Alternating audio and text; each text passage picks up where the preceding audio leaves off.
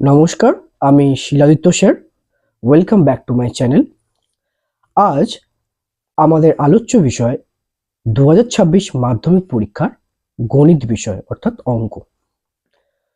তো দেখো, ঠিক পরীক্ষার আর মাত্র 15 থেকে 16-17 দিন বাকি।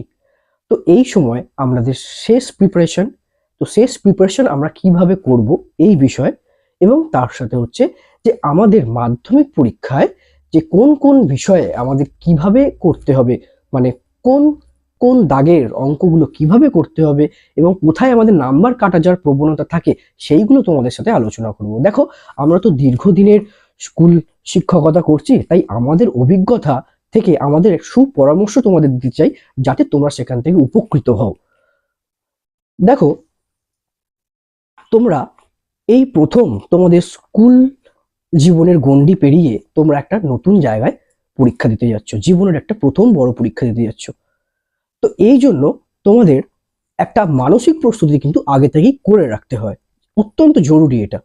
তো দেখো, এই মানসিক প্রস্তুতির প্রথম ধাপ, যেটা প্রথম কথাই হচ্ছে আত্মবিশ্বাস।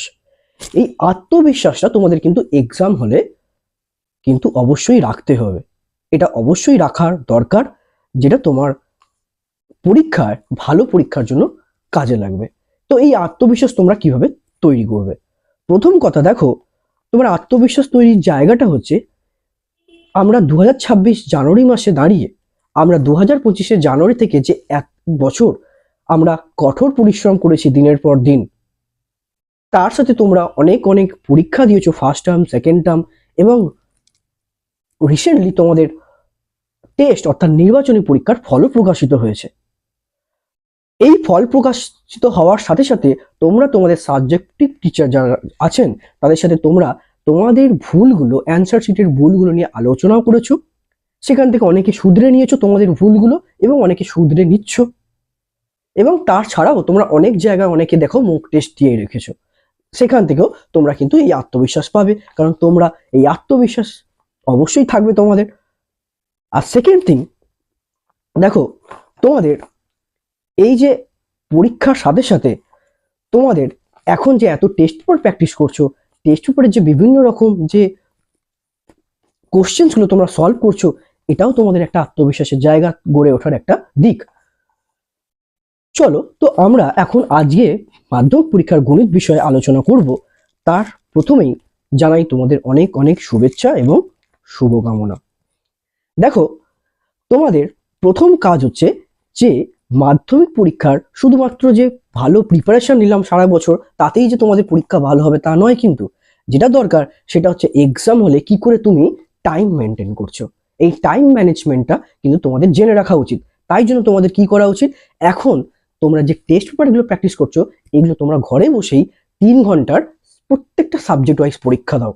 বিশেষ করে আমি অঙ্কর ক্ষেত্রে বলবো, তোমরা একটা অঙ্কের যদি প্রত্যেকটা দিন অঙ্কটা প্র্যাকটিসের মধ্যে রাখো, অঙ্কটা প্র্যাকটিসের মধ্যে থাকার ফলে তোমাদের হাতে স্পিড বাড়বে, এবং সেই স্পিডের সাথে তোমরা সেটা এক্সাম হলে কাজে কাজে লাগাতে পারবে। দ্বিতীয় কথা, তুমি যখন 3 ঘন্টা বসে একটা প্র্যাকটিস করবে, একটা অঙ্ক পরীক্ষা, তুমি টেস্ট পেপারের পেজ ধরে একটা পরীক্ষা দেবে, এতে তুমি 3 ঘন্টা যে পরীক্ষা দিচ্ছ, এই পরীক্ষার সময় তুমি তোমার কোথায় বেশি সময় লাগছে, কোথায় কম সময় লাগছে, এবং এই কোথায় আমার 3 ঘন্টার মধ্যে কোন সময়টা আমি ইউটিলাইজ করতে পারলাম না, কোন জায়গাটা আমি বেশি সময় লাগিয়ে ফেলেছি, সেটা তোমরাই নিজেদের জায়গাগুলো শুধরে নিতে পারবে। তাই টেস্ট পেপার যখন প্র্যাকটিস করবে, অবশ্যই সময় ধরে প্র্যাকটিস করো। একটা পরীক্ষা প্রত্যেকটা দিন একটা করে অন্তত পেজ তোমার পরীক্ষার রুটিনের মধ্যে রাখো, তাহলেই তোমরা বুঝতে পারবে।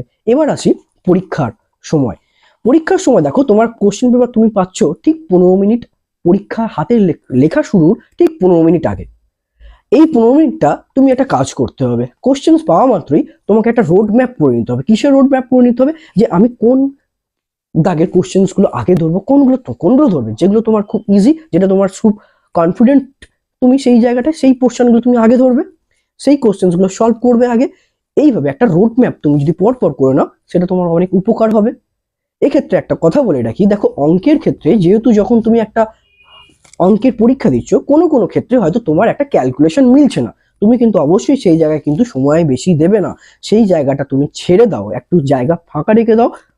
পরে তুমি সময়ের সাথে সাথে যখন তুমি অনেক অঙ্ক করার সাথে দেখবে একটা তোমার মনের মধ্যে একটা কনফিডেন্ট চলে আসবে অনেক অঙ্ক করে দেওয়ার পর পরীক্ষার, তখন তুমি দেখবে মাথা ঠান্ডা হওয়ার পরে তুমি হয়তো সেই ক্যালকুলেশনটা করতে যাবে, দেখবে সেটা অনেকটাই তুমি সেদিক থেকে অনেকটাই বেনিফিট পাবে। বা সেক্ষেত্রে একটাও কথা বলে রাখি যে তুমি কখনো যদি সময় নাও পাও পরে আগের কোনো একটা ক্যালকুলেশন মেলানোর, তো ওখানটা তুমি কেটে দেবে না, কেন যদি পার্ট মার্কিং থাকে সেই জায়গায় তুমি কিন্তু পার্ট মার্কিংটা পেয়ে যাবে। ঠিক আছে, ওকে।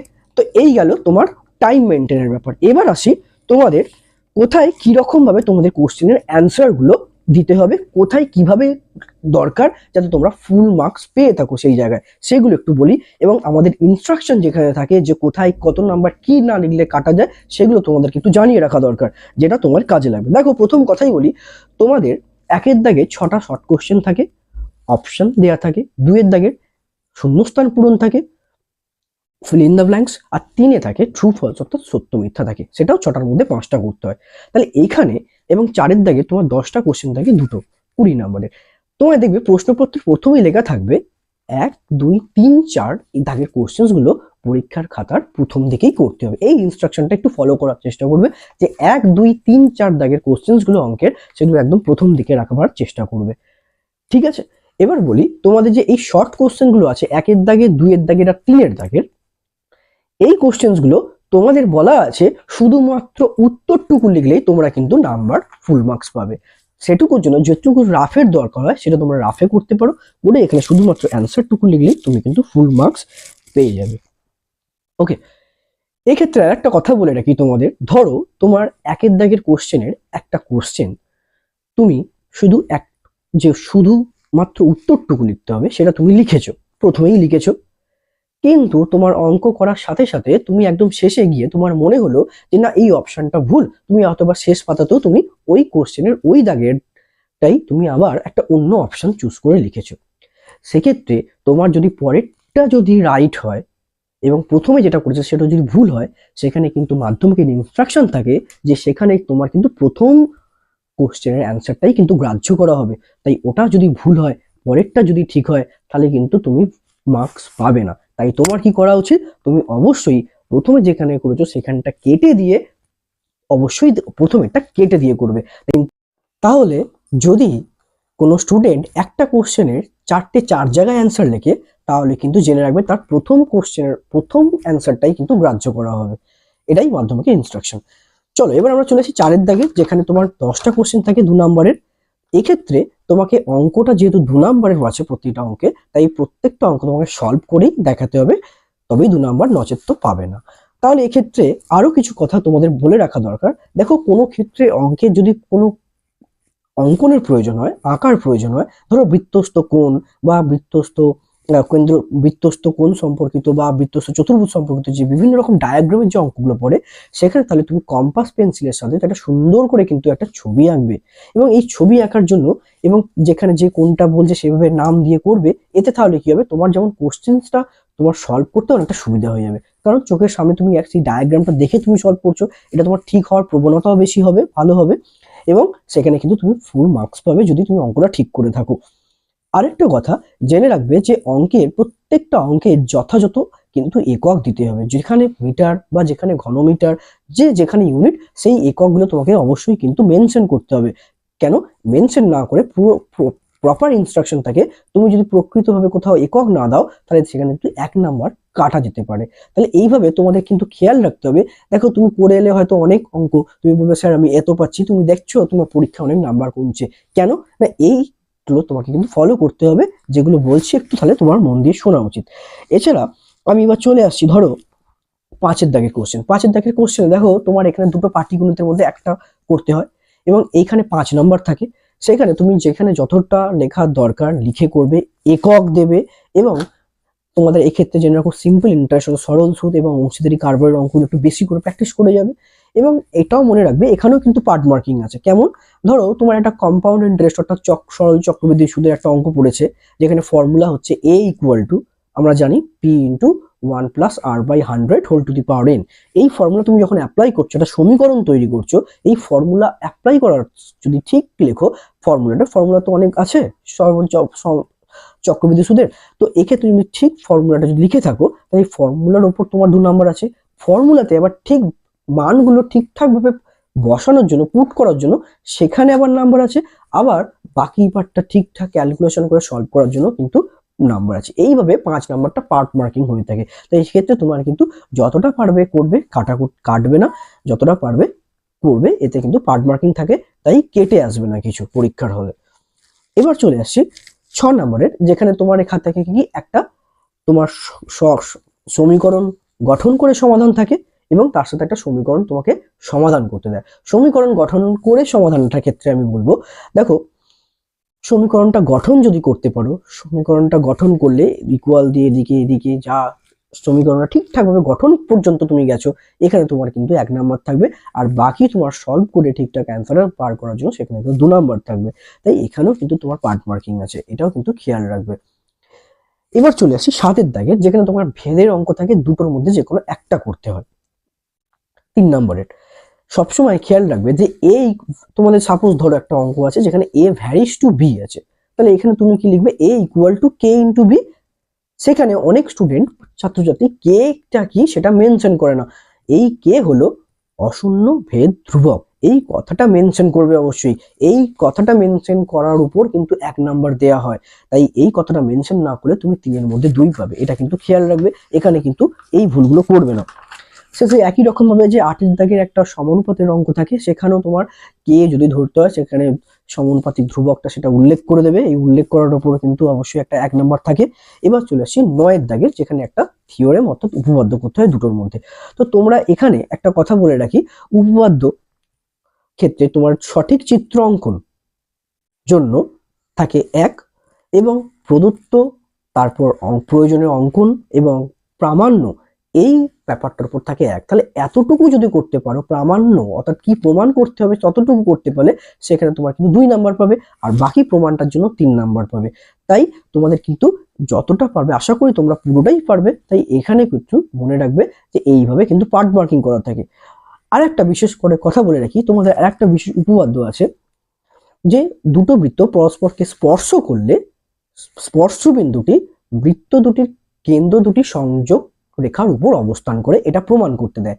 অনেকে এক্ষেত্রে কোন ছবিটা আঁকে, বহিস্থভাবে স্পর্শ করেছে বৃত্ত দুটো, এই ছবিটাকে তোমাদের মনে রাখতে হবে। তোমাদের বইতে কিন্তু দুটো ছবি আছে, বৃত্ত দুটো বহিস্থভাবে স্পর্শ করলে ছবিটা কেমন হবে, এবং বৃত্ত দুটো অন্তস্থভাবে স্পর্শ করলে কিভাবে হবে, দুটো ছবি তোমাদের কিন্তু এঁকে দেখাতে হবে, ঠিক আছে। এবং এক্ষেত্রে আর একটা কথা বলে রাখি, তুমি হয়তো প্রমাণটা করেছো ঠিকঠাক, প্রদত্ত অঙ্কন প্রামাণ্য প্রমাণ করলে ঠিকঠাক, কিন্তু ছবিটা তোমার ঠিক হলো না, বা হয়তো তুমি ছবিটা আঁকলেই না, সেক্ষেত্রে পুরোপুরি ভাবে ইনস্ট্রাকশন দেওয়া থাকে, তোমার সেখানে কোনো নম্বর তুমি পাবে না। সেখানে তুমি 5 নম্বরের ক্ষেত্রে তুমি কোনো নম্বরই পাবে না যদি তোমার চিত্রটা কোনো অবাস্তব, অর্থাৎ যে প্রমাণের সাথে কোনো মিল না থাকে, এবং বা তুমি ছবিটা আঁকতে ভুলে গেছো, সেক্ষেত্রে কিন্তু কোনো নাম্বার পাবে না, কিন্তু মাথায় রাখবে কথাটা। চলো তোমরা 10 দাগে কি থাকে, একটা প্রয়োগ করতে হয়, এবং এই প্রয়োগের ক্ষেত্রে তোমরা বৃত্তস্থ চতুর্ভুজের প্রয়োগগুলো একটু ভালো করে দেখে যাবে। এবং তোমাকে একটা কথা বলে রাখছি, এই প্রয়োগের ক্ষেত্রে কিন্তু তোমার ছবি আঁকার উপর এবং কি প্রদত্ত কি এবং কি প্রামাণ্য এতটুকু করতে পারলে তোমাদের কিন্তু 1 নম্বর, বাকি 2 নম্বর প্রমাণটার জন্য থাকে। এবার চলে আসি 11 দাগে কি থাকে, সম্পাদ্য করতে হয় দুটোর মধ্যে একটা। এক্ষেত্রে কিন্তু তোমার মনে রাখবে পরিবৃত্ত খুবই এবারের জন্য ইম্পর্টেন্ট, এবং সেখানে আরেকটা বলে স্পর্শকও কিন্তু ইম্পর্টেন্ট, অন্তর্বৃত্ত করা তোমাদের কোনো প্রয়োজন নেই। তাহলে এখানেও কিন্তু পার্ট মার্কিং থাকে। কিভাবে বেসে পার্ট মার্কিং থাকে, তুমি প্রথমে যেরকম ত্রিভুজটা অঙ্কন করতে বলেছে সেভাবে ত্রিভুজটা ঠিকঠাকভাবে অঙ্কন করবে, সেখানে তোমার থাকবে 2 নাম্বার। এবং ত্রিভুজটার যে কোনো দুটো বাহুর লম্ব সমদ্বিখণ্ডক যে অঙ্কন করতে হয় এটার উপর থাকে 1 নাম্বার, এবং লম্ব সমদ্বিখণ্ডক বিন্দু দুটোর ছেদ বিন্দু থেকে যে তুমি বৃত্তটা আঁকছো এটার উপর কিন্তু থাকে 2 নাম্বার। তাহলে এইভাবে পার্ট মার্কিং থাকে। এবং এটাও মনে রাখবে, যদি তোমাদের এই সম্পাদ্যর ক্ষেত্রে একটু আদ্রু ধরো পরিবৃত্তটা 3টে শীর্ষবিন্দুর উপর দিয়ে গেল না, একটু হালকা একটা শীর্ষবিন্দুর উপর দিয়ে গেল না, সেক্ষেত্রে কিন্তু তুমি ফুল মার্কস পেয়ে, বেশি কিছু যদি গোলমেল না থাকে তাহলে কিন্তু ফুল মার্কস তুমি পেয়ে যেতে পারো। তাই চেষ্টা করবে এটাকে অ্যাকিউরেট ভাবে করার। চলো এবার চলে আসি তোমাদের আমি 12 দাগের ক্ষেত্রে তোমাদের কি থাকে, ত্রিকোণমিতির অঙ্ক থাকে। সেখানে কি করা থাকে, 12 দাগের তোমার যে কোনো দুটো করতে হয়, 3টের মধ্যে দুটো করতে হয়। তো এখানেও তুমি একটু খেয়াল রাখবে, তো তোমার এখানে যে দুটো যে ত্রিকোণমিতির অঙ্ক থাকে, এবং দুটো ত্রিকোণমিতির অঙ্ক ক্ষেত্রে আমি তোমাদের বলবো দেখো পূরক কোণের ক্ষেত্রে, ধরো পূরক কোণের অঙ্কগুলো করতে, সেখানে পূরক কোণটা ভালো করে দেখাবে। তুমি লিখে দেবে না যে সাইন 30 ডিগ্রি, পরের লাইন লিখে দিলে কস সাইন 30 মানে কস 60, না, সেটাকে দেখাও sine 30 degree equal to cos 90 degree minus 30 equal to, তাহলে কি দেখাবে, সাইন 30 ডিগ্রি ইকুয়াল টু দেখাবে cos 90 degree minus 30 equal to cos 60 degree, sin 30 equal to যে cos 60, এই স্টেপটা তোমার একটু করে দেখাবে। এতে কি হবে, এই একটু এর উপরও কিন্তু 1 নাম্বার দেওয়া থাকে, কারণ এখানে তোমাকে পুরো কোণটা কিন্তু খুলে ভালো করে এটা দেখাতে হবে। এক্ষেত্রে বলে রাখি, তোমাদের ত্রিকোণমিতির ক্ষেত্রে এক্ষেত্রে তোমাদের যে ক্ষুদ্রতম মান বা বৃহত্তম মান, এবারের এই ধরনের অঙ্ক কিন্তু পড়ার চান্স বেশি। তাই তোমার টেস্ট পেপার বা বইয়ের যে ক্ষুদ্রতম মান নির্ণয় করো, বৃহত্তম মান নির্ণয় করো, এই ধরনের অঙ্কগুলো তোমরা কিন্তু অবশ্যই দেখে যাবে, প্র্যাকটিস করে যাবে। ঠিক আছে, চলো এবার চলে আসছি আমি 13 দাগের। তোমাদের কি থাকে, একটা হাইট অ্যান্ড ডিস্টেন্স, অর্থাৎ একটা উচ্চতা দূরত্ব নির্ণয়ের যে ত্রিকোণমিতিক পার্ট, সেখান থেকে কিন্তু একটা অঙ্ক থাকে। এখানে তোমার এই অঙ্কটার উপর নাম্বার থাকে 5। এখানে তোমাকে বলে রাখি, এখানে সঠিক চিত্র অঙ্কনের জন্য তোমার কিন্তু একটা 1 নাম্বার থাকে। যেরকম চিত্রটা অঙ্কন বলেছে সেইভাবে চিত্রটা সঠিকভাবে অঙ্কন করবে, 1 নাম্বার থাকবে। এবং মনে রাখবে, তোমার ধরো এই অঙ্কনের ক্ষেত্রে তোমার যদি কোনো রকম যদি চিত্র ভুল হয়ে গেছে, বাকি পার্টটা সবই ঠিক করেছো, তাহলে কিন্তু পুরোপুরি কোনো নাম্বার তোমাকে দেয়া হবে না। কেন, কোনো অবাস্তব চিত্র বা কোনো রকম চিত্র না থাকলে কিন্তু এখানে পুরো মার্কস পাওয়া যায় না, কোনো মার্কসই পাওয়া যায় না।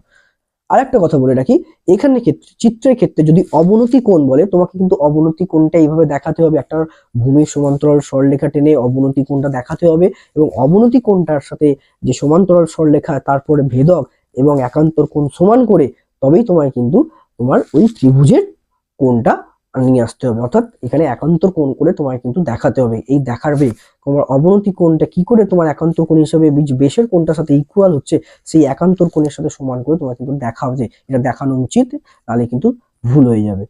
এবং এখানে বলে রাখি, প্রত্যেকটা ত্রিকোণমিতিক যে রেশিও গুলো থাকে এবং তার জন্য নাম্বার থাকে। কোন, অর্থাৎ বলতে চাইছি কোন সমকোণী ত্রিভুজের তুমি ত্রিকোণমিতিক অনুপাতটা লিখছো, সেটার উপর থাকে। দুটো ত্রিভুজের ক্ষেত্রে ধরো এটার লিখলে tan theta equal to AB by BC, ওর লিখলে tan phi equal to XY by YZ।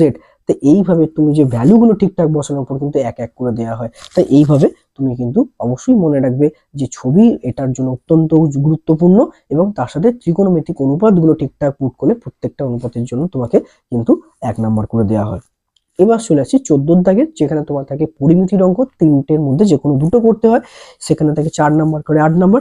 এক্ষেত্রে তোমাকে বলে রাখি, এক্ষেত্রে তোমাদের কিন্তু কিউবয়েড অর্থাৎ যে আয়তঘন চ্যাপ্টারের, এই চ্যাপ্টারটা খুব ভালো করে দেখে যাবে। আর তোমাদের যে একটা সমস্ত যে 19 নম্বরের যে চ্যাপ্টারটা আছে, সেটা কিন্তু একটু ভালো করে দেখে যাবে, যেখানে তোমাদের আয়তঘন তোমার গোলক, তারপরে শঙ্কু, সিলিন্ডার নিয়ে যে চ্যাপ্টারটা সম্মিলিত যে চ্যাপ্টারটা আছে, সেই চ্যাপ্টারের অঙ্কগুলো একটু ভেবে রাখবে। এই দুটো চ্যাপ্টার খুব এবারের জন্য ইম্পর্টেন্ট। এক্ষেত্রে তোমার কিন্তু অবশ্যই যেগুলো বলেছিলাম যে এককগুলো মেনটেন করতে হবে, এককগুলো অবশ্যই ঠিকঠাক জায়গায় মেনটেন করবে। এখানেও পার্ট মার্কিং আছে, এগুলো তোমার একটু খেয়াল রাখবে। তাই কোনো অঙ্ক পরীক্ষা হলে কিন্তু কেটে আসবে না, বারবার বলছি। কেন, এই অঙ্কগুলো প্রত্যেকটা যতদূর করছো তার উপর কিন্তু তোমরা কিন্তু পার্ট মার্কিং করবে। আর প্রত্যেকটা অঙ্ক একটু ডেসক্রিপটিভ মেথডে করার চেষ্টা করবে, কারণ এটা তোমাদের একটা এক্সট্রা বেনিফিট পাবে। সেখানে যদি পার্ট মার্কিংটা স্যাররা কিন্তু তোমাদের কিন্তু ঠিকঠাক যতদূর যে আর গেলে তোমরা পেয়ে যাবে। এবার চলে আসি 15 দাগের, স্ট্যাটিস্টিক্স অর্থাৎ রাশি বিজ্ঞানের তোমাদের থাকে দুটো করতে হয়, 8 নাম্বার এখানে থাকে। এই ক্ষেত্রে তোমাকে বলে রাখি যে প্রত্যেকটা, সেটা হোক তোমার যৌগিক গড়, মধ্যমা, আর তোমাদের থাকে সংখ্যাগুরু মান। এই যে 3টে, প্রত্যেকটার ক্ষেত্রে কিন্তু ছক তৈরি করবে, কারণ ছকের ওপর থাকে তোমাদের নাম্বার ডিস্ট্রিবিউট করা থাকে।